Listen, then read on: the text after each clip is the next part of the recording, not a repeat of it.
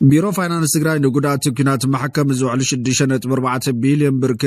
ከም ዝተለመ ገሊጹ እቲ ቢሮ ነዝገለጸ ንማሕከም ጉዳት ኩናትን ካልኦት ክልላው መደባትን እቶትን ምትኻብ ዓሊሙ ኣብ ዘተለዋኒ እቶት ካብ ዝተፈላለዩ ኣካላትን ሕብረተሰብን ዝከብ ኮይኑ ኣብ 28 ከተማታት ትግራይ ካብ ጨረታ ሊዝ መሬት ልዕሊ 1.9 ቢልዮን ብር ኣብ ሸቐጣትን ግልጋሎታትን ወሰኽ ዋጋ ብምግባር ልዕሊ 1.1 ቢልዮን ብር ካብ መሸጣ መሰቦ ሲሚንቶ ልዕሊ 1.9 ቢልዮን ብር ከመን ካብ መንግስታውን ውልቃውን ባንክታት ማይክሮ ፋይናንስ አክሲዮናት ኢንሹራንስ ሆቴላትን ካልኦት ትካላት ፋይናንስን ልምዓትን ብወፋያን ልቃሕን ልዕሊ 1.3 ቢልዮን ብር ኣታውን ምእካብ ትልሚ ከም ዝተተሓዘ ሓላፊት ቢሮ ፋይናንስን ምትሕባር ሃፍቲ ትግራይ ዶክተር ምሕረት በየነ ገሊጻ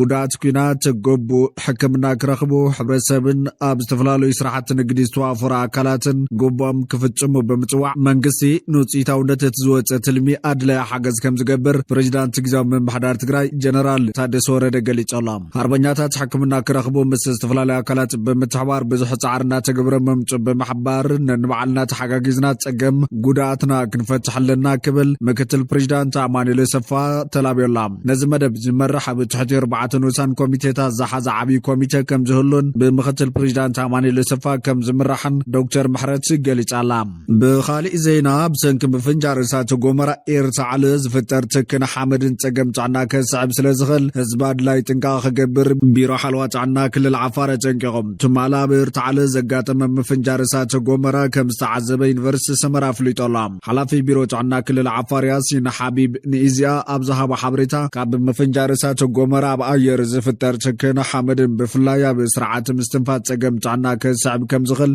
ገሊጾላ ቢሮ ሓልዋ ጫና ትኽልል ጉጅለ ሶምያ ሃጹጽ ሕክምና ናብቲ ኻቢ ከም መዝላኸ ዝገለጸ ኮይኑ ኣብቲ ኻቢ ዘለዉ ነበርቲ ኣፎምን ኣፍንጮምን ብማስክ ሳብቲ ሓመድ ዝጠፍእ ክሽፍኑ ከም ዝግባውን ተሓሳሲቡ ኣሎ ዶክተር ደብረጽዮን ገብረሚካኤል ሓድሽ ስልጣን ከም ዝረኸበት ሰሚዓላ ዶክተር ደብረጽዮን ገብረሚካኤል ዝረኸቦ ስልጣን ኣካባቢ ካውንስል ስትራቴጂካዊ ዓቕምታት ትግራይ ዝብል ምዃኑ ልሳን ሕወሓት ዝኾነ ወይን ኣፍሊጦላ እዚ ሓድሽ ስልጣን ዶክተር ደብረጽዮን ገብረሚካኤል ንብዙሓት ዘዘራርብ ዘሎ ኮይኑ ብርክት ዝበለ ተቃውሞ ድማ ይገጥመሎ ስትራቴጂካዊ ናይ መሪሕነት ውድቀት ናይ ዘጋጠሞ ውድብ ኣቦ ወንበር ዝኾነ ዶክተር ደብረጽዮን ገብረሚካኤል ከመይ እዩ ኣካባቢ ካውንስል ስትራቴጂካዊ ዓቕምታት ትግራይ ዝኸውን ዝብል ሕቶ ዘበግሱ ዘለዉ እዞም ተቃውሞ ዘቕርቡ አካላት ኣብዚ ሰዓት ዶክተር ደብረጽዮን ገብረሚካኤል ቀዳማይ ኣብ ወንበር ውድብ ሕወሓት ካልኣይ ኣካባቢ ካውንስል ስትራቴጂካዊ ዓቕምታት ትግራይን ካልኦት ዘይንፈልጦም ኮሚቴታት እውን ኣካባቢ ይኸውን እዮም ዶክተር ደብረጽዮን ሰራዊት ትግራይ ሕወሓት ግዛዊ ምምሕዳር ትግራይ ብሓባር ናይ ዘለዎ ሓድሽ ዝተጣየሸ ውዳበ ኣካባቢ ከም ምዃኑ መጠን ናይ ፕሪቶሪያ ፈራሚ ሕወሓት ኣብ ወንበር ከም ምዃኑ መጠን ኣብ ትግራይ ብሰንኪ ምዕራብ ትግራይ ዝኾነ ወተሃደራዊ ጎንፂ ተተላዒሉ ብዶክተር ደብረጽዮን ኢና ክንምራሕ ማለት እዩ ዝብል ተወሳኺ ሕቶ የበግሰሎም ኣብ ዝሓለፈ ናይ መኸተ ግዜ ወተሃደራዊ ዓወታት ትግራይ ድሕሪት ክጉሰሱ ዝገበረ ፖለቲካዊ ውድቀት እዩ ነዚ መርሕ ዝነበረ ድማ ዶክተር ደብረጽዮን እዩ ሕዚ ኣብ ትግራይ ዝኾነ ነገር ተፈጢሩ ነቲ ፖለቲካዊ መሪሕነት ዝመርሖ ንሱ በዓል እዩ ማለት ድዩ ብምባል ብሓፈሻ ስትራቴጂካዊ ናይ መሪሕነት ውድቀት ኣጋጢሙ ንዝበለ ውድብ ስትራቴጂካዊ ናይ መሪሕነት ውድቀት ከጋጥሞ ንዝገበረ ኣብ ወንበር ኣመራርሓ ጥራይ ዘይኮነስ ናይ ስትራቴጂካዊ ዓቕምታት ትግራይ ኣካባቢ ገይሩ ክኸድን ናይቲ ውድብ ኣብ ወንበር ገይሩ ክቕጽልን ምግባር ንህዝቢ ዘለዎም ንዕቐት ዘመላኽት ኢሎም ኣሎም መራሕቲ ሕወሓት ንሕሉፍ ውድቀታቶም ብምውቃስ ንሕሉፍ ኣገልግሎታቶም ድማ ብምምስጋን እቲ ዕድል ንኻልእ ኣሕሊፎም ክህቡን ካብ ፖለቲካዊ ስልጣን ዓርሶም ኣግሊሎም እንተኾይኑ ድማ ብድሕሪት ኮይኖም ክሕግዙ ዘለዎም ዝብሉ ዘለዉ ነዚ ተቃውሞ ዘቕርቡ ዘለዉ ተጋሩ ናብ ውድቀት ዘምርሕና መሪሕነት ሓዚ እውን ባዕለየ ስትራቴጂካዊ መራሒ ኢልካ ዓይንኻ ብጮም ምሕፃብ ግን ይኣክል ምባል ኣድላይ እዩ ኢሎም ኣሎም ቅድሚ ሕዚ ኣፍሪካን ኢንተለጀንስ ኣብ ዘካፈሎ ሓበሬታ ዶክተር ደብረጽዮን ዝመርሖ ኮማንድ ከም ዝተጣየሸ ገሊጹ ነይሩ ብመሰረት ሓበሬታ አፍሪካን ኢንተለጀንስ እቲ ኣብ ትግራይ ዝተጣየሸ ሓድሽ ዝተመስረተ ማእኸላይ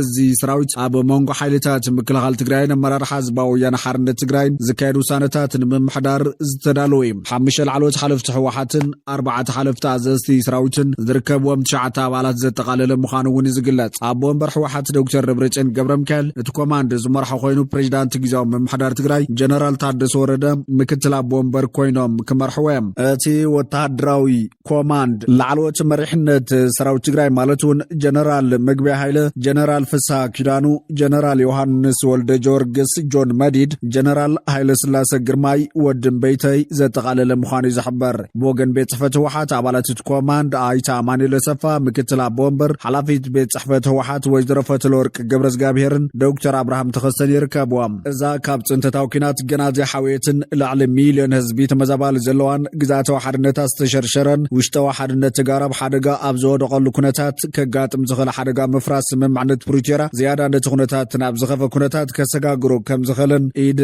ደጋውያን ሓይልታት ተሓዊስዎ እቶም ዘለዉ ምዕባለታት ኩነታት ትግራይ ዘሻቕል ገይሮምዎ ከም ዘለውን ብዙሓት ይገልጸሎም።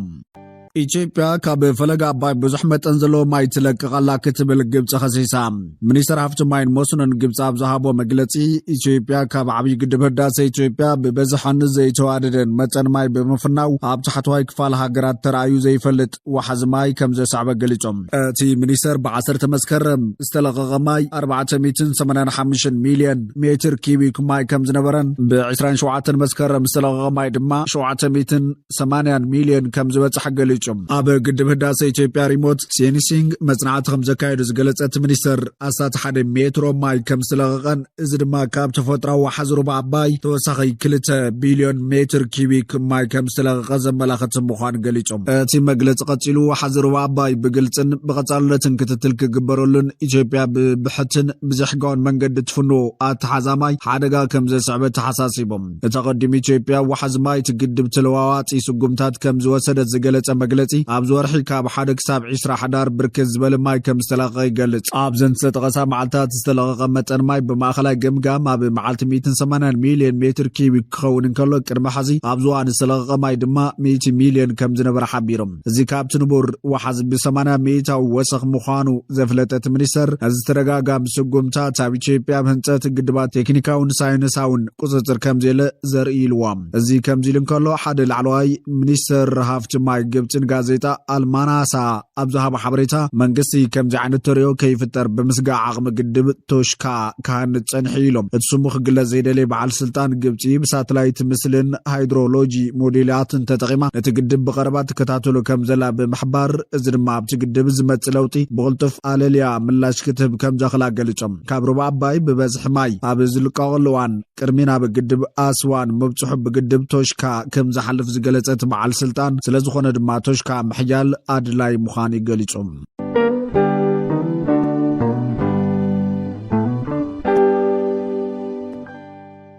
ንመምርሒ ግደፍ ዝእግድ ውሳነ ተመሓላሊፎም ብኻልእ ወገን ኤርትራ ጀነራል ዓሪፈሎም። ላዕለዋይ ፌደራላዊ ቤት ፍርዲ ስዊዘርላንድ ኤርትራውያን ስደተኛታት ነበርቲ ሃገር ፓስፖርት ወይ መንበሪ ፍቓድ ንምርካብ ናብ ኤምባሲ ጉጅለ ግደፍ ብምቕራብ ናይ ተዓሳ ክታመም ኣንቢሮም ወረቐት ንኸምፁ ዘገድድ መስርሕ ክሓልፉ ግዴታ የብሎምን ብምባል ውሳኑ ከም ዘሕለፈን ኤርትራውያን ነበርቲ ሃገር ዝግደድሉ ጉዳይ ክኸውን ከም ዘይኮነን ኣብ ዝወፀ ጋዜጣዊ መግለፂ ተፈሊጦሎም። ላዕለዋይ ቤት ፍርዲ ስዊዘርላንድ ኣብ መግለፂኡ ናብ ኤምባሲ ጉጅለ ግደፍ ብምቕራብ መረጋገፂ ሰነዳት ከተቐርብ ዝሓትት መስርሕ ምስ ሰብኣዊ ምስላትን ሃገራዊ ቅዋም ስዊዘርላንድን ዘይካደዩ ዝበለ ኮይኑ በዚ መሰረት ኤርትራውያን ስደተኛታት ካብ ገዛ ሃገሮም ናብ ዝሰጎጎም ጉጅለ ግደፍ ብምቕራብ ሰነዳት ከማልኡ ዝሕተትሉ መስርሕ ሕጋውነት ከም ዘይብሉን ቅቡል ከም ዘይኮነን እዩ ገሊጹ ዘሎ። ናብ ኤምባሲ ጉጅለ ግደፍ ቀሪብካ ንዝወሃብ ናይ ተዓሳ ቃል ኣብ መግለፂ ጠቐሰት ላዕለዋይ ቤት ፍርዲ ሓደ ሰብ ካብ ሃገሩ ብምውፅእ ጥራሕ ብግዴታ ገዛ ነብሱ ክኸስስ ዘገድድ መስርሕ ቅቡል ከም ዘይኮነ ብምጥቃስ ኣብ ስዊዘርላንድ ንላዕሊ 10 ዓመታት ዝነብርን ተቆፂሩ ዝሰርሕን ሰብ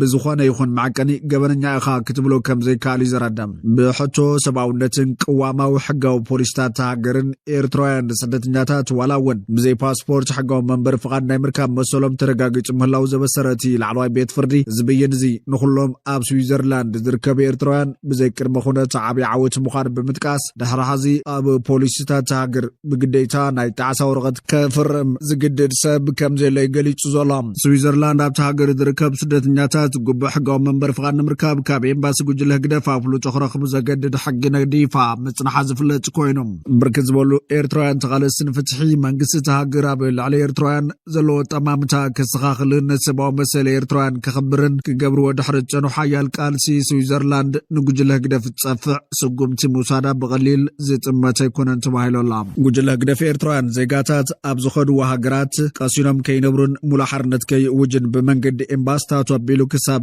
ንዜጋዊ መሰሎም ዝጸባጸብ ሕግታት ምንዳፍን ኣብ ምስግዳድን ምጽንሖ ዝፍለጥ ኮይኑ ስዊዘርላንድ ነተቀዲማ ዝወጠነቶ ናይ አስገዳድ ውሳነ ክስረዝ ሙሳና ንጉጅለ ግደፍ ቀሊል ጽፍዒት ኣይኮነን ክብሉ ኤርትራውያን ድሌት ለውጪ ይገልጾሎም። ብኻልእ ወገን ኤርትራ ጀነራል ዓሪፎሎም ብርጋዴር ጀነራል ገብረኺዳን ሃብታብ ወድምነይ ብሕማም ተሰውዮም። ገዲም ተገዳላይ ብርጋዴር ጀነራል ገብረኺዳን ሃብታብ ወድምነይ 22 ሕዳር 2025 ኣብ መበል 73 ዓመት ብሕማም ከም ዝተሰወ ሚኒስትር ዜና ኤርትራ ሓቢሮም። ብ1973 ኣብ መሳርዕ ህዝባዊ ሓይልታት ዝተሰለፈ ተገዳላይ ገብረኺዳን ኣብ ዝተፈላለዩ ሃዱታት ብዝተፈላለዩ ጸፈታት ክሳብ ብደረጃ ሓለቓ ስታፍ ክፍለ ሰራዊት ብልዕል ተወፋይነት ዘገልገለ ሃርበኛ ነይሩ ይብል እቲ ካብ ወገን ኤርትራ ዝተረኸበ ሓበሬታ። ድሕሪ ናጽነት ብርጋዴር ጀነራል ገብረኺዳን ዋና ዳይሬክተር ክፍሊ ኢሚግሬሽንን ዜግነትን ካልእ ዝተፈላለዩ ጸፍሕታትን ብልዕል ትጋት ነጢፉ ጀነራል ገብረኺዳን በዓል ሓዳርን ኣቦ ክልተ ደቅን ነይሩ ይብል እቲ ሓበሬታ ወሲኾም። ኣብ መወዳእታ ሕቡራት ኢሚራት ዓረብ ኣባል ዝኾነትሉ ዘተ ሰላም ሱዳን ኣድላዊ እዩ ክብል ጀነራል አልቡርሃን ገሊጾም። ኩናት ሓድሓድ ሱዳን ሰላማዊ መፍትሒ ክረክብ ዝቐረበ እማመ ቅቡል እኳ እንተኾነ ሕቡራት ኢሚራት ዓረብ ኣባል ኮሚቴት ብኳደ ዝፍለጥ መስራሕ ብምዃና ንዘተ ሰላም ዕንቅፋት ምዃና ኣዛዚ ሰራዊት ሱዳን ጀነራል ዓብደልፈታሕ አልቡርሃን ገሊጾላ። ብስዑድ ዓረብን ኣሜሪካን ዝድገፍ መድረኽ ዘተ ተኽስዶም ምባል ንምክያድ ግብፂ ስዑድ ዓረብ ሕቡራት ኢሚራት ዓረብን ዝርከቦ ኮሚቴ ኳድ ኩናት ደው ንምባል ዘቕረበ እማመ አጀንዳ ደረጃ ቅቡል ምዃኑ ዘብርህ አልቡርሃን ሕቡራት ኢሚራት ዓረብ ኣባልቲ ኮሚቴ ምዃና መቐጻላ ከም ዘይቕበሎ ኣብርሄላ። ሕቡራት ኢሚራት ዓረብ ኣባልቲ ኮሚቴ ኮይና ክትቀጽል ብኣማኻር ፕሬዚዳንት ትራምፕ ንጉዳያት ኣፍሪካ ማሳድ ብሎስ ልዕል ድሌት ብምህላው ዝወቐሰ ጀነራል አልቡርሃን እቲ ድሌት ንዘተ ሰላም ሱዳን ከም ዕንቅፋት ከም ድርዮ ኣብርሄላ። ሓደ ኣባል ኮሚቴ ዝተባሃለ ሃገራት ናይ ባዕለን እማመ ሰላም ናብ መንግስቲ ሱዳን ከም ዝለኣኻን እቶም ሰነዳት ንሕድሕዶም ዝዋቕዑ ምዃኖምን ከም ዝተዓዘበ ዝሓብር አልቡርሃን ንሱዳን ማእኸል ዝገብረ እማመ ሰላም ኣድላይ ምዃኑ ኣፍሊጦም። ቅድሚ ተግባራውነት ተኽስዶም ምባል ኣብ ውጋ ሓድሓድ ዝርከቡ ሓይልታት ንዘተ ሰላም ጀዳ ክምእዘዙ ከም ዘለዎምን ዕጡዋት ህዝቢ ደገፍ ወሪሮም ካብ ዝሓዝዎም ካብታት ክወፁ ከም ዝግባእ ንዘብርሀ ፕሬዚዳንት ላዕለዋይ ቤት ምኽሪ ሱዳን ጀነራል ዓብደልፈታሕ አልቡርሃን ብሕቡራት ኢሚራት ዓረብ ዝቐረበ ሰነድ ስምምዕነት ላዕላውነት ሱዳን ዝጥሕስን ኢድ ኣታውነት ዝፈቅድን ምዃኑ ምግላጹ ጸብጻብ ዘ ናሽናል የመላኽት። ኣብ ኣሜሪካ ዕዶ ዘካየደ ወራሲ ዓራት ንጉስ ስዑድ ዓረብ መሐመድ ቢን ሳልማን ብዘቕረቡ ሓሳብ መሰረት ኣሜሪካ ነቲ ጉዳይ ልዕል ቁላሕታ ምግላጻት ስዒቡ ኩናት ብህፅፅ ደው ክብል ተስፋታት መንባርም ዝጠቐሰም ኤጀንሲ ኣናዶል በግዲው ድሕረቲ ዕዶት ኣብ ዳርፉር ኩናት ከም ዝተጋደደን ስቃይ ሰላማውያን ሰባት ከም ዝበርትዓን ጸብጺቦም። ሰራዊት ሱዳን ኣብ ግዛት ኮርዶፋን ዝርከባ ከተማታት ባብናውሳን አልኦቢድን ንምቁፅጻር ውግእ የካይድ ምህላው ዘፍለጠት ማዕኸን ዜና ላዕሊ 16,000 ሰባት ከባቢኦም ገዲፎም ክስደዱ ምክንያት ኮይኑ ምህላው ዕላው ገይሮም።